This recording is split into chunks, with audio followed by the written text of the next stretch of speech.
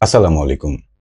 বিএনপির ভারপ্রাপ্ত মহাসচিব জনাব মির্জা ফখরুল ইসলাম আলমগীর বিবিসি বাংলাকে একটি একান্ত সাক্ষাৎকার দিয়েছেন। তিনি এই সাক্ষাৎকারটিতে বিভিন্ন বিষয়ে কথাবার্তা বলেছেন, তাদের বর্তমান ভবিষ্যৎ পরিকল্পনা সম্পর্কে বলেছেন এবং তাদের প্রত্যাশা সম্পর্কেও বলেছেন। এবং এই সাক্ষাৎকারটিকে কেন্দ্র করে বর্তমান অন্তর্বর্তীকালীন সরকারের দুজন উপদেষ্টা তাদের সোশ্যাল মিডিয়াতে বিভিন্ন পোস্ট করেছেন এবং বৈষম্য বিরোধী ছাত্র আন্দোলন তাদের যে নেতৃবৃন্দ রয়েছেন যারা সরকারের প্রত্যক্ষ জড়িত নন কিন্তু সরকারকে প্রভাবিত করার জন্য যথেষ্ট প্রভাব তাদের রয়েছে, তারাও বিভিন্ন প্রতিক্রিয়া দেখাচ্ছেন। আজকের এই ভিডিওতে আমরা মির্জা ফখরুল ইসলাম আলমগীরের সাক্ষাৎকারটি এবং তার প্রতিক্রিয়া বিষয়ে একটি বিশ্লেষণ উপস্থাপন করার চেষ্টা করব। বিশ্লেষণটি জানতে পুরো ভিডিও দেখুন। বৈষম্য বিরোধী ছাত্র আন্দোলনের যে রাজনৈতিক দল গঠন করার প্রক্রিয়া, সেই খবর বাংলাদেশের বিভিন্ন পত্রপত্রিকা এবং মিডিয়াতে এসেছে এবং শুনতে পাওয়া যাচ্ছে যে তারা ফেব্রুয়ারি নাগাদ তাদের দলের ঘোষণা দেবেন। এ বিষয়ে মির্জা ফখরুল ইসলাম আলমগীরকে প্রশ্ন করা হলে তিনি খুব যৌক্তিকভাবেই বলেছেন যে বাংলাদেশে গণতান্ত্রিকভাবে দল গঠনের অধিকার তাদের আছে, কেউ যদি রাজনীতিতে আসতে চায় তিনি তাদের স্বাগত জানান। কিন্তু এখানে একটি বিষয় খুব উল্লেখযোগ্য, সেটি হচ্ছে যে এই যে বর্তমানে অন্তর্বর্তীকালীন সরকার, সেটিতে আমরা প্রধান উপদেষ্টাকে বলতে শুনেছি যে এটি একটি অরাজনৈতিক সরকার। কিন্তু যদি বৈষম্য বিরোধী ছাত্র আন্দোলন কোনো রাজনৈতিক দল সামনে নিয়ে আসে, তাহলে তাদের প্রতিনিধি হিসাবে যে তিনজন উপদেষ্টা এই বর্তমান সরকারের উপদেষ্টা পরিষদে রয়েছেন, তারা কিন্তু আর নিরপেক্ষ বলে বিবেচিত হতে পারেন না, কারণ তারা যেখান থেকে মনোনীত হয়েছেন সেটি একটি নতুন দলে রূপান্তরিত হচ্ছে। সুতরাং মির্জা ফখরুলের যে উক্তি এটি যথেষ্ট যৌক্তিক, কারণ তারা দীর্ঘ বছর আন্দোলন করেছেন একটি নির্দলীয় নিরপেক্ষ তত্ত্বাবধায়ক সরকারের অধীনে নির্বাচনের জন্য।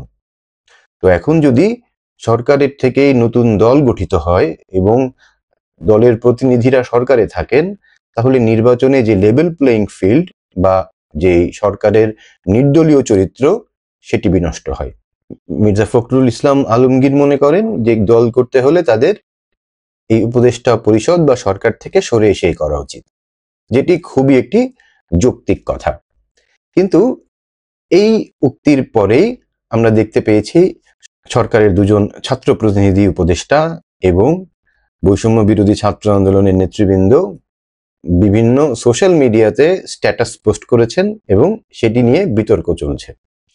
তো সরকারের উপদেষ্টা তিনি যখন তার ব্যক্তিগত কোনো সোশ্যাল মিডিয়াতেও পোস্ট করেন, সেটি আসলে জনগণ তার সরকারি উক্তি হিসেবেই ধরে নেয় এবং সেটাই যৌক্তিক, কারণ সরকারের একটি দায়িত্বশীল পদে থেকে তিনি যেটি বলবেন সেটি সরকারের ভাষ্য হিসাবেই জনগণের সামনে আসে।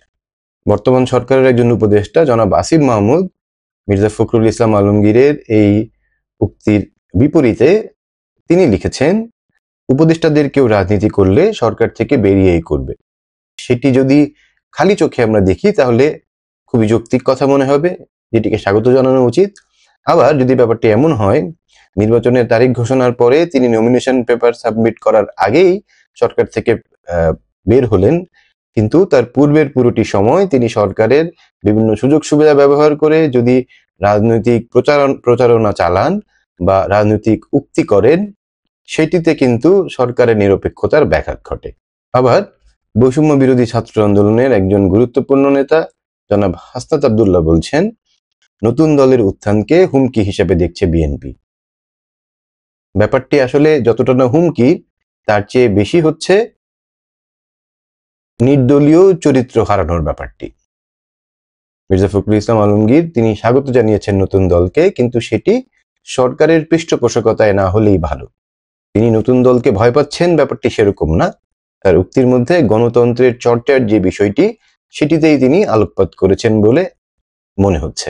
আবার আরেকজন উপদেষ্টা জনাব নাহিদ ইসলাম বলছেন, বিএনপি মহাসচিবের দাবি আরেকটা ১/১১ ইঙ্গিত। এটি তো একটা ভয়ঙ্কর এলিগেশন, কারণ ১/১১ সময় কি হয়েছে সেটি বাংলাদেশের মানুষ খুব ভালোই জানে, আমরা মনে করতে পারি। কিন্তু এক-11 সবচেয়ে বড় ক্ষতিগ্রস্ত রাজনৈতিক দল কোনটি? সেটি নির্দ্বিধায় বিএনপি। কারণ 11 পরবর্তী সময়ে তারা প্রায় 15 বছর সরকারের ক্ষমতার বলয়ের বাইরে। সুতরাং বিএনপি যদি 11 পরিস্থিতি সৃষ্টি করতে চায়, তাহলে তাদের জন্য লাভের চেয়ে ক্ষতির পরিমাণটি বেশি। এই পোস্টটি দ্বারা আসলে জনাব নাহিদ ইসলাম কি বলতে চেয়েছেন সেটি পুরোপুরি বোধগম্য হচ্ছে না। রাজনৈতিক বিশ্লেষক হিসেবে বিভিন্ন পত্রপত্রিকা, টিভি, বিভিন্ন মিডিয়া, সোশ্যাল মিডিয়া থেকে যেই উক্তি প্রতিউক্তি আমরা দেখতে পাচ্ছি, সেটি আসলে গণতন্ত্রের জন্য খুব বেশি সুখকর কিছু নয়।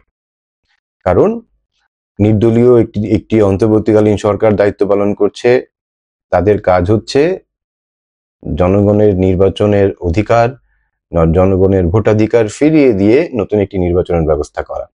কিন্তু সেখানে যদি কোনো চক্রান্ত বা কোনো বিশেষ দলের প্রতি সহমর্মিতা থাকে, তাহলে এই বাংলাদেশের গণতন্ত্রের যেই পথচলা যে রুদ্ধ হয়েছিল, সেটিরই একটি ধারাবাহিকতা চলতে থাকবে।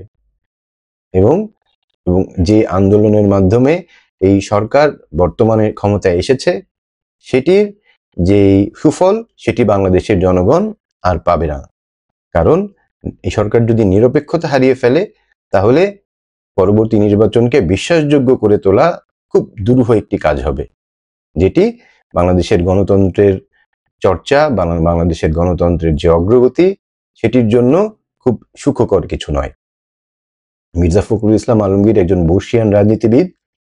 তিনি তার যে কথাগুলো বলেছেন সেটি যথেষ্ট যৌক্তিক, কিন্তু উপদেষ্টারা বা বৈষম্য বিরোধী ছাত্র আন্দোলনের নেতৃবৃন্দ তার যে প্রতিক্রিয়া জানাচ্ছেন, সেটি আসলে গণতান্ত্রিক প্রক্রিয়ায় জানালে এটি আরো আকর্ষণীয় হতে পারত।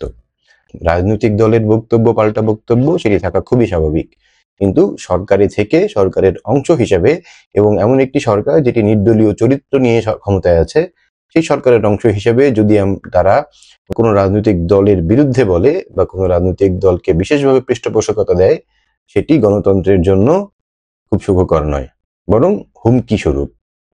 তো বিশ্লেষকদের মতে ছাত্ররা যদি রাজনৈতিক দল করতে চায়, অবশ্যই তাদের সেটি করা উচিত, সেটি করার রাইটস তাদের আছে, এবং সরকার থেকে বেরিয়ে সেই কার্যক্রমটি পরিচালনা করা উচিত, এবং সেটি যত দ্রুত করা সম্ভব তত নির্বাচনের আগে তারা সময় পাবেন এবং নির্বাচনটিকে গ্রহণযোগ্য, অবাধ, সুষ্ঠু করার জন্য একটি সহায়তাকারী পদক্ষেপ হিসেবেই দেখা হবে। তারা যদি কোনো রাজনৈতিক দল গঠন করতে চান এবং সেই একই সঙ্গে সরকারের অংশ হিসেবেও থাকতে চান, সেটি আসলে গণতন্ত্রের জন্য সুখকর কিছু হবে না। আমাদের প্রত্যাশা যে এই সরকার একটি সুষ্ঠু, অবাধ, অংশগ্রহণমূলক নির্বাচনের মাধ্যমে ক্ষমতা হস্তান্তর করার পর তাদের দায়িত্ব যেটি তাদের উপর অর্পণ করা হয়েছিল সেটি পালন করতে সক্ষম হবেন, এবং ছাত্ররা যদি কোনো রাজনৈতিক দল গঠন করতে চায় সেটি দ্রুত গঠন করা উচিত। মানুষের কাছে দাঁড়ে দাঁড়ে পৌঁছে ভোটারদের কাছে আবেদন করে তাদের প্রভাবিত করে নির্বাচনে ম্যান্ডেট পাওয়ার জন্য তাদের কার্যক্রম শুরু করা উচিত, এবং সেটি অবশ্যই সরকারের পৃষ্ঠপোষকতায় নয়, বরং নিজের আদর্শিক জায়গা, নিজেদের ইশতেহার, নিজেদের ভবিষ্যৎ পরিকল্পনা জনগণের কাছে তুলে ধরার মাধ্যমেই সেটি করা উচিত বলে বিশ্লেষকদের মত। ছাত্রদের এই যে নতুন রাজনৈতিক দল গঠনের যে আলোচনা চলছে, এটি সম্পর্কে আপনার মতামত জানতে চাই। আপনার মতামত কমেন্ট বক্সে লিখে জানাতে পারেন। আপনাদের মতামতের অপেক্ষায় রইলাম। এ পর্যন্ত সবাইকে ধন্যবাদ।